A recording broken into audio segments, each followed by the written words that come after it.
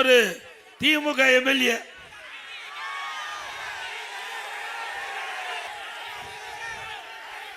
அவரு எல்லாம் பணத்தை திருடுவாங்க, நகையை திருடுவாங்க,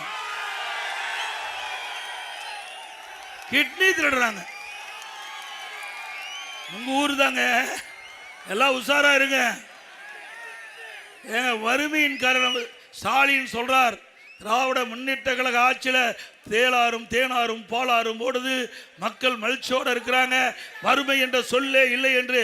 வறுமையின் காரணமாக, வறுமையின் கொடுமையின் காரணமாக ஏழை தன்னுடைய கிட்னிய அவர்கள் பணத்தாசை காட்டி வறுமையை பயன்படுத்தி முறைகேடா கிட்னிய எடுத்திருக்கிறாங்க.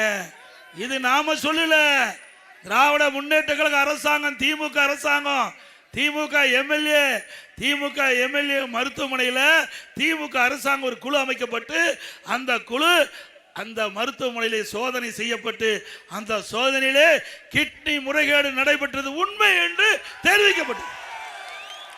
அதன் அடிப்படையில் அந்த புரோக்கர்லாம் கைது பண்ணிட்டாங்க. ஆனா மருத்துவமனையுடைய உரிமையாளர் கைது பண்ணாங்களா? அண்ணா திமுக ஆட்சிக்கு வந்தவுடன் இதை முறையாக விசாரிக்கப்படும், சட்ட நீதியாக விசாரிக்கப்படும். இதில் தவறு நடக்கும் பட்சத்தில் எவ்வளவு பெரிய ஆளா இருந்தாலும் அவர் மீது உரிய நடவடிக்கை எடுக்கப்படும்.